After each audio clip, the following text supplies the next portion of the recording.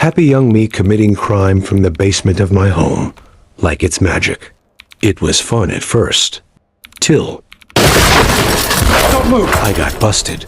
I was rounded up like a dangerous animal. And from that moment, I owned myself no more.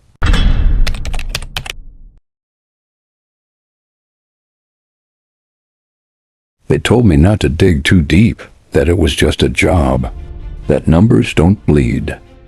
But one number did. They say the truth will set you free. But in my case, it nearly got me killed. I was an IT guy. Had to pretend not to be a genius, not a hacker, just quiet. The kind of guy who reboots your router and gets blamed for things he didn't do.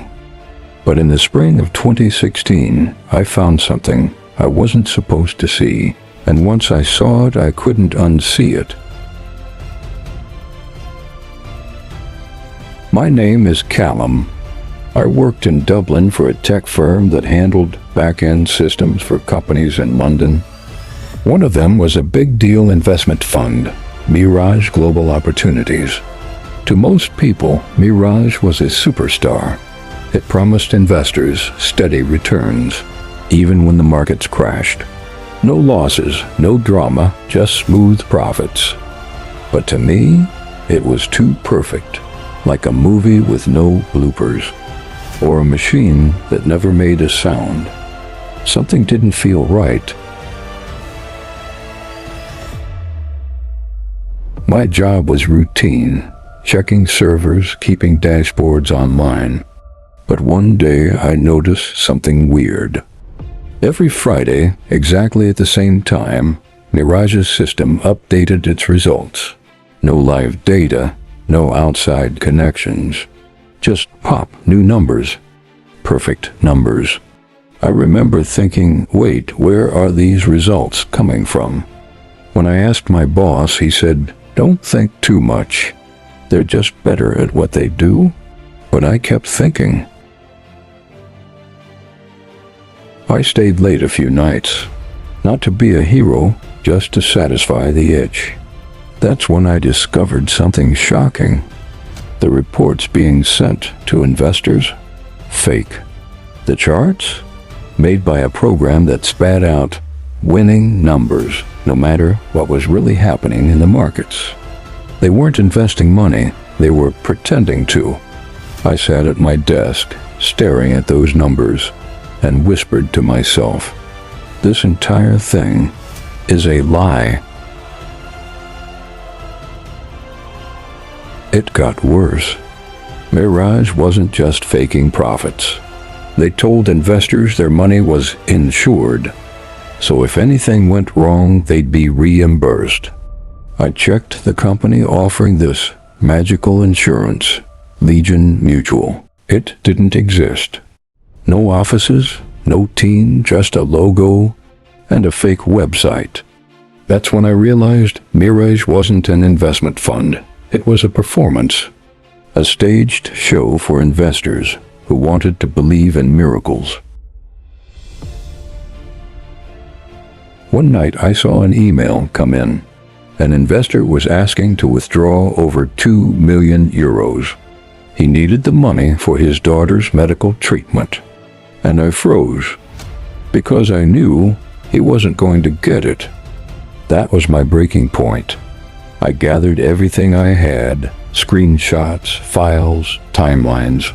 I zipped it into a folder and named it Whisper File. Then I sent it anonymously to the UK's Financial Conduct Authority. The message read, there is no AI, just a man and a lie. Then I wiped my laptop clean and waited. I felt kind of fulfilled, but I still had so much ahead of me. Briefly, I had a flashback to when I served some time behind bars for doing things that felt like breathing to me.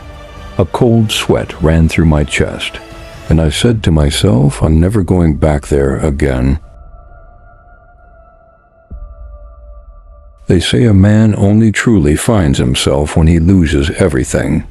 I guess I found myself somewhere between the stench of piss-soaked concrete and the muffled screams in cell block D.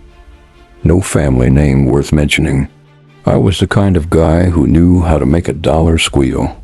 Credit card skims, fake online stores, a couple of well-placed Trojans, cyber tricks that never drew blood, but emptied wallets. I called it survival. The law called it felony. They gave me 8 years, and I was told you are lucky. It wasn't more. Funny how luck feels like a cage with bars thicker than your regrets. Prison wasn't orange jumpsuits and television time. It was a world carved out of concrete, iron, and hierarchy, where weakness was blood in shark-infested waters. I learned that quick. Too quick.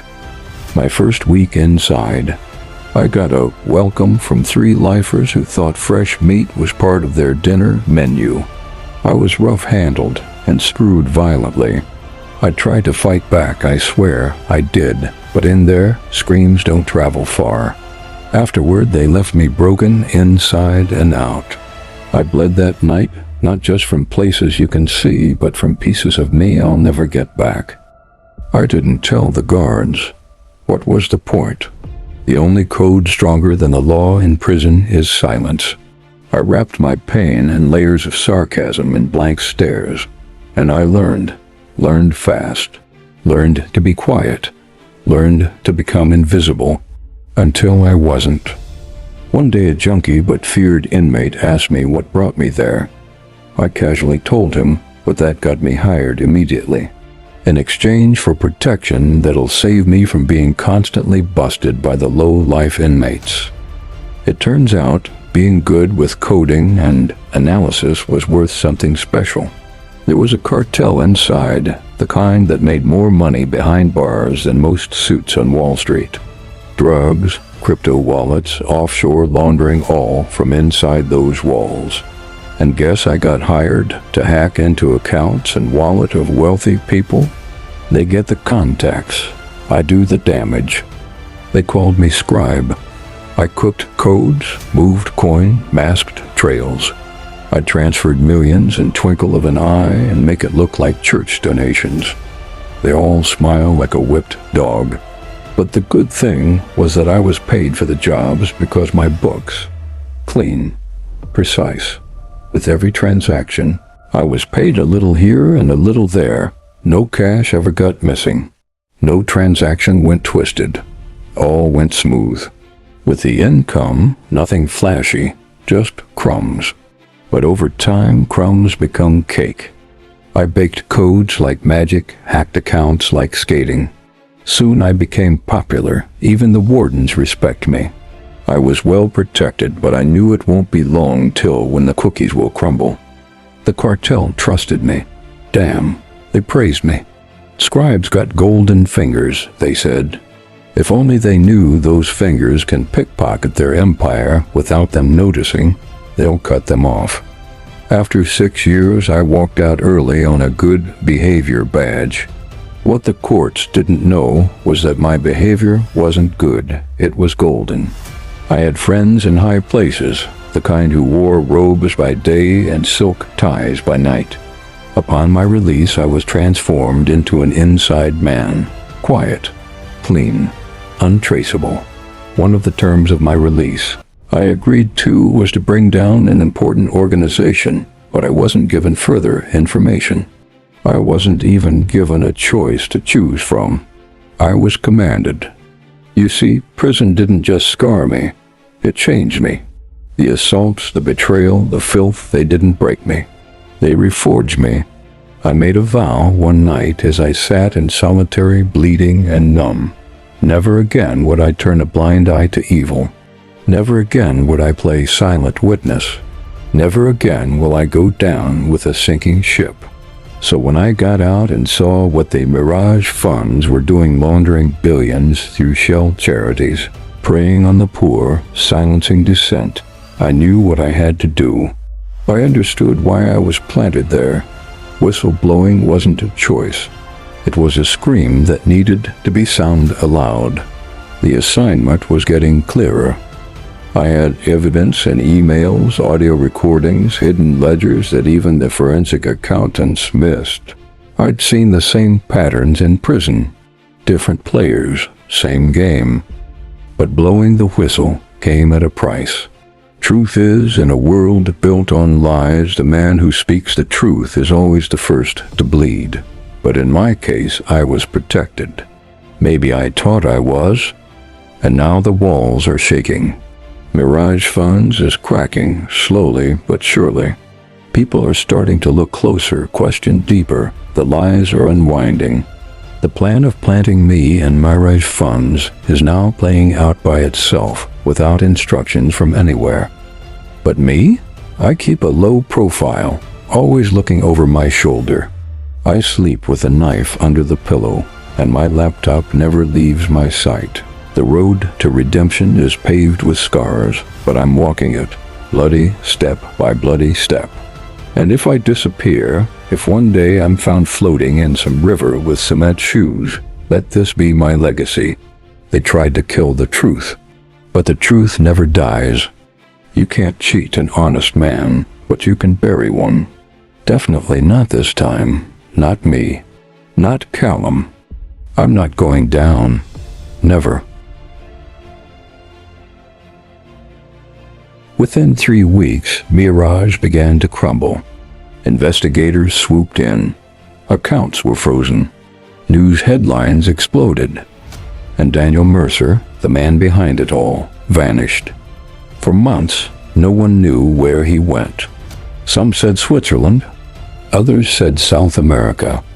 They finally caught him in Portugal, living under a fake name with $91 million. In crypto hidden in safes, suitcases, and secret accounts. He smiled when they arrested him, as if to say it took you long enough.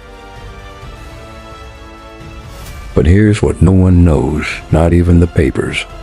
Before I deleted everything, I found one final folder, buried deep in Mirage's system. It contained video calls, secret recordings, and signed documents from people you'd never expect. Regulators, bankers, even a former finance minister. Some of them knew, some of them helped cover it up. One voice in a video said, "Let Mercer take the fall. It's cleaner. No more leaks." That's when I understood. Daniel wasn't alone. I never told anyone that part, until now. Because the truth isn't just heavy, it's dangerous. Yes, I took down the Mirage, but the people who built the system it thrived in, they're still out there. And you'll never know who they are until it's too late.